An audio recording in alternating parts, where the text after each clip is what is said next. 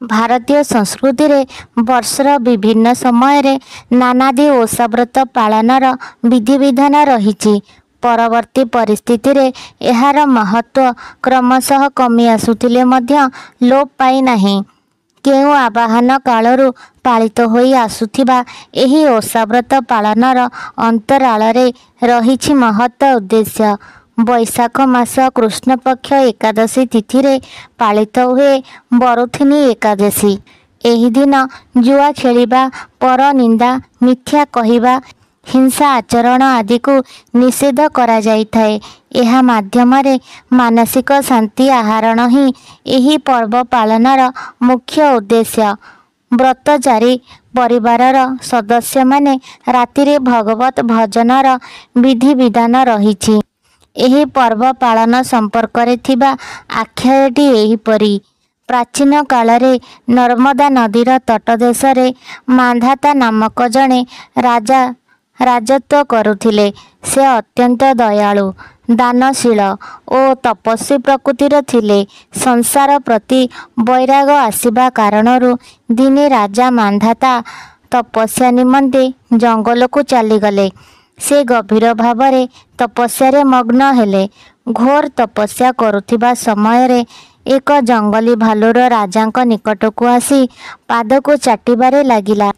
भालुर कंटालिया जिभरे राजांक पादरू मांस जाई रक्त झरिला। राजा तपस्या रे लीन थिबारु स्थिर होई बसी थांती। किछि क्षण परे भालुटी राजा को घोषाड़ी घोषाड़ी वन भितर को नहीं गला। राजा अत्यंत भयभीत होई पड़िले। तपस्या रे शक्तिहीन राजा निश्चिंत होईगले जे भालु कबलरू उद्धारर उपाय नाही, मृत्यु अवश्य हेब। विपदरू उद्धार पाई से भगवान विष्णुक नाम उच्चारण कले।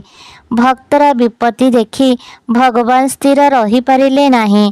भक्तर आकुल डाकरे भगवान विष्णु आविर्भूत हेले।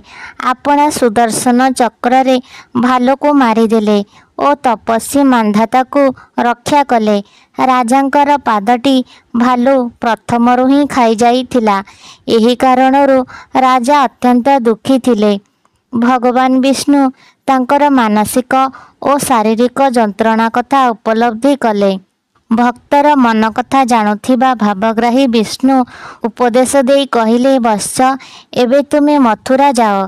बरुथिनी एकादशी व्रत पालन करी मोर अवतार मूर्तिर पूजा कर। व्रत प्रभाव रे पादर जंत्रणा अवश्य उपशम हेब। यह स्वाभाविक अवस्था प्राप्त हेब। राजा मांधाता भगवान विष्णु को उपदेश अक्षरे अक्षरे पालन करी श्रद्धा और भक्तिर सह व्रत पालन करिथिले। व्रत प्रभावरु पुणी स्वाभाविक पाद फेरी पाइथिले।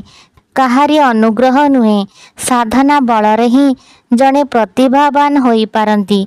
ईश्वर प्राप्ति रूपक साधना रे जे सिद्धि लाभ करिछंती से पंगु हेले मध्य गिरि लंघन रे सक्षम होई पारंती। सबुरी मूलरे निष्ठा और एकाग्रता व्रत पालनर ए दुईटी अमोघ शक्ति।